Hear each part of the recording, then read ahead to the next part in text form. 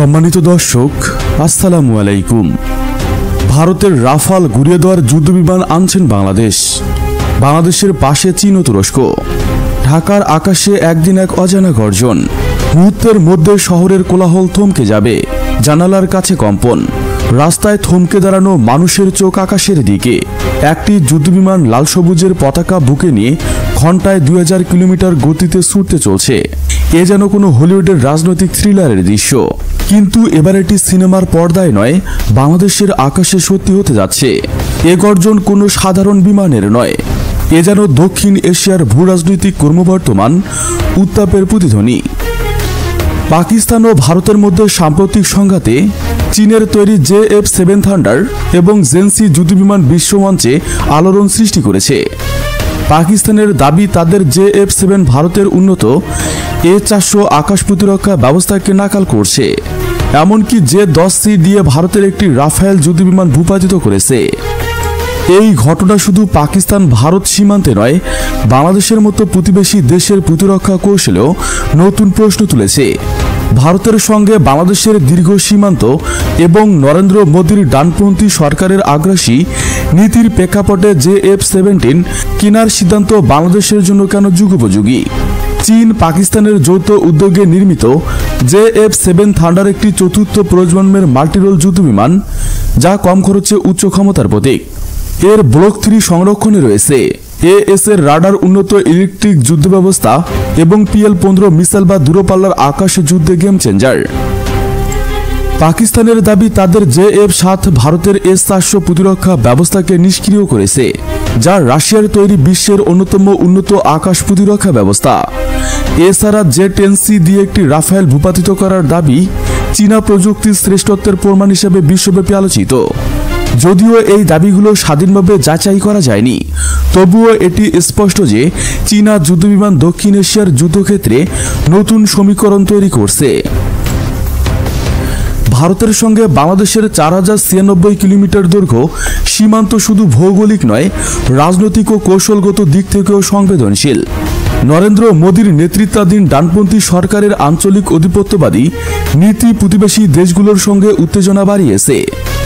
বাংলাদেশের সঙ্গে সীমান্তে অবৈধ অনুপ্রবেশ, গুলি চালানোর ঘটনা এবং বাণিজ্য নিয়ে বিতর্ক সম্পর্ককে ক্রমশ জটিল করেছে। ভারতের রাফাল যুদ্ধবিমান এবং S-400 প্রতিরক্ষা ব্যবস্থার মতো উন্নত অস্ত্রশস্ত্র দিয়ে সজ্জিত বিমান বাহিনী এই অঞ্চলে তার সামরিক শ্রেষ্ঠত্ব প্রচেষ্টার চেষ্টায়। এই প্রেক্ষাপটে বাংলাদেশের জন্য নিজের প্রতিরক্ষা ক্ষমতা বাড়ানো এবং সময়ের দাবি বাংলাদেশের বিমান বাহিনী বর্তমানে F-7 এবং মিকট-9 এর মতো পুরনো যুদ্ধবিমানের উপর নির্ভরশীল। ফোর্সেস গোল 2030 পরিকল্পনার অধীনে আধুনিকায়নের লক্ষ্যে JF-7 থান্ডার কেনার সিদ্ধান্ত নিয়েছে বাংলাদেশ। এই যুদ্ধবিমানের খরচ কম, রক্ষণাবেক্ষণের সহজতা এবং উন্নত প্রযুক্তি এটিকে বাংলাদেশের জন্য আদর্শ পছন্দ করে তুলেছে। JF-17 এর সঙ্গে PL-15 মিসাইল এবং চীনা HQ-9 আকাশ প্রতিরক্ষা ব্যবস্থা একত্রিত করলে বাংলাদেশের আকাশ প্রতিরক্ষা ক্ষমতা উল্লেখযোগ্যভাবে বৃদ্ধি পাবে। ডিফেন্স সিকিউরিটি এশিয়ার প্রতিবেদন অনুযায়ী বাংলাদেশ প্রাথমিকভাবে 16টি JF-17 কেনার পরিকল্পনা করছে এবং পাকিস্তানের সঙ্গে এই বিষয়ে আলোচনা চলছে। এই সিদ্ধান্ত ভারতের জন্য কৌশলগত উদ্বেগের কারণ হয়ে দাঁড়িয়েছে। ভারত বাংলাদেশের JF-7 কেনার সম্ভাবনাকে আঞ্চলিক ভারসাম্যের জন্য হুমকি হিসেবে দেখছে। নয়াদিল্লি ইতিমধ্যে সম্ভাব্য চুক্তির বিরুদ্ধে কূটনৈতিক চাপ সৃষ্টির চেষ্টা শুরু করেছে। রিপোর্ট অনুযায়ী ভারত পাকিস্তানের সঙ্গে বাংলাদেশের অস্ত্র কেনাবেচার বিরোধিতা করছে, কারণ এটি দক্ষিণ এশিয়ার ভারতের সামরিক প্রভাবকে দুর্বল করতে পারে। তবে বাংলাদেশের জন্য এটি জাতীয় নিরাপত্তার প্রশ্ন। ভারতের আগ্রাসী নীতি এবং সীমান্তে ক্রমবর্ধমান উত্তেজনার প্রেক্ষাপটে নিজের প্রতিরক্ষা ব্যবস্থাকে শক্তিশালী করা ছাড়া কোনো বিকল্প নেই। JF-7 কেনার সিদ্ধান্তের মাধ্যমে বাংলাদেশ শুধু সামরিক শক্তি বাড়াচ্ছে না, চীনের সঙ্গে কৌশলগত সম্পর্কও গভীর করছে।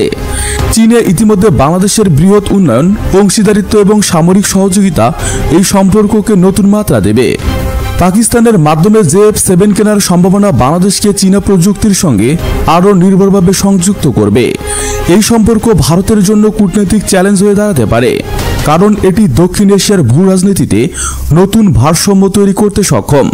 JF-7 থান্ডার কেনার সিদ্ধান্ত শুধু একটি সামরিক পদক্ষেপ নয়, এটি বাংলাদেশের স্বাধীনতা ও সার্বভৌমত্বের প্রতীক। বাংলাদেশের আঞ্চলিক আধিপত্যের বিপরীতে বাংলাদেশকে নিজের শক্তি প্রমাণ করতে হবে। JF-7 এর মতো উন্নত যুদ্ধবিমান বাংলাদেশকে নিজের উপস্থিতি জানান দেওয়ার সুযোগ দেবে। এটি শুধু প্রতিরক্ষার জন্য নয়, প্রয়োজনে আক্রমণের ক্ষমতা প্রদর্শন করবে। নয়াদিল্লির প্রধানমন্ত্রী কার্যালয়ে গভীর রাত, নরেন্দ্র মোদী তার ডেস্কে বসে কাগজপত্র ছাড়ানো, কিন্তু তার চোখ স্থির। পাকিস্তানের চীনা JF-7 এবং J-10C তার গর্বের S-400 এবং রাফেলকে চ্যালেঞ্জ জানিয়েছে। এই ধাক্কা সামলানোর আগেই খবর এসেছে বাংলাদেশ এখন J-7 কেনার প্রস্তুতি নিচ্ছে। চীন, পাকিস্তান আর বাংলাদেশ তিন দিক থেকে যেন তাকে ঘিরেছে এক অদৃশ্য শক্তি। দেশের জনতা তার বিরুদ্ধে ফুঁসছে সামাজিক মাধ্যমে সমালোচনার ঝড়। তার স্বপ্নের আধিপত্যের ভারত যেন ক্রমশ স্নান করছে। কিছুই ভালো লাগছে না মোদির। টেবিলের কফি ঠান্ডা হয়ে গেছে, চোখে ঘুম নেই। তিনি জানালার দিকে তাকান। অন্ধকারের আকাশে যেন এক অজানা গর্জনের প্রতিধ্বনি। এদিকে বাংলাদেশের পাশে চীন ও তুরস্ক J-10C ফাইটার জেট সহ যা আসছে। প্রতিনিয়ত যুদ্ধের হুমকি আমাদের ঘিরে থাকে। দক্ষিণ এশিয়া এই মুহূর্তে এক আগ্নেয়গিরির অগ্নুৎপাতের মুখে পড়েছে। পরমাণু শক্তিধর ভারত ও পাকিস্তানের মধ্যে সদ্যই বিরতি প্রস্তাব কার্যকর হয়েছে। সম্প্রতি ভারত পাকিস্তান উত্তেজনা দেখা দিয়েছে অত্যাধুনিক সব সমরাস্ত্রের শক্তি প্রদর্শনের লড়াই। 4.5 জেনারেশনের বিমানের ডগফাইট থেকে শুরু করে হাইপারসোনিক ক্ষেপণাস্ত্র নিক্ষেপ চলছে পরস্পর স্থাপনা লক্ষ্য করে। সাথে আছে বর্তমান সময়ে মোড় ঘুরিয়ে দেওয়া এক ড্রোন হামলা। সব মিলিয়ে ভারত পাকিস্তানের শক্তিমত্তার দিকে তাকিয়ে বাংলাদেশ তার নিজের সমরাস্ত্র সক্ষমতা ভালো করে খতিয়ে দেখার সময় এসেছে। যদিও বাংলাদেশ শান্তির বার্তাবাহী দেশ, জাতিসংঘের শান্তিরক্ষী মিশনেও বাংলাদেশের সর্বাধিক সৈন্য প্রেরণের কৃতিত্ব রয়েছে। তবে দক্ষিণ এশিয়ার জটিল ও কুটিল ভূরাজনৈতিক সমীকরণের সামনে দাঁড়িয়ে বাংলাদেশ নিজের স্বাধীনতার সার্বভৌমত্ব বজায় রাখার পূর্ণ অধিকার রয়েছে। বর্তমানে সংগঠিত যুদ্ধগুলো যেমন রাশিয়া ইউক্রেন যুদ্ধ, আজারবাইজান আর্মেনিয়া যুদ্ধ কিংবা সদ্য শুরু হওয়া ভারত পাকিস্তান সংকট সহ সব ক্ষেত্রে দুটি বিশেষ যুদ্ধাস্ত্র কার্যকরভাবে ব্যবহৃত হতে দেখা যাচ্ছে। তারা হলো মাল্টিরোল ফাইটার জেট ও অ্যাটাক ড্রোন। বাংলাদেশ যেমন শান্তি চায়, তেমনি যে কোনো অবস্থায় নিজেকে রক্ষার জন্য প্রস্তুত থাকার প্রত্যয় দেখা দিয়েছে। বর্তমান প্রফেসর ইউনূসের নেতৃত্বাধীন অন্তর্বর্তীকালীন সরকারের হাত ধরে বাংলাদেশকে তার সামরিক সক্ষমতা বাড়াতে মনোযোগী হতে দেখা দিচ্ছে। বাংলাদেশের এই চাহিদা মেটানোর পথে সাথী হয়েছে মুসলিম বিশ্বের অন্যতম সামরিক শক্তি তুরস্ক এবং বাংলাদেশের কৌশলগত মিত্র চীন। তুরস্ক চীন থেকে বাংলাদেশ পেতে যাচ্ছে বড় আকারের সামরিক সহযোগিতা। বর্তমান প্রেক্ষাপটে এর পর বাংলাদেশ বিমান বাহিনীর মোট 212টি বিমান রয়েছে, যার মধ্যে যুদ্ধবিমান 44টি। গ্লোবাল ফায়ার পাওয়ার ইন্ডেক্স 2024 অনুসারে বিশ্বের সামরিক শক্তির তালিকায় বাংলাদেশের অবস্থান 37তম, যেখানে গত বছরের অবস্থান ছিল 40তম।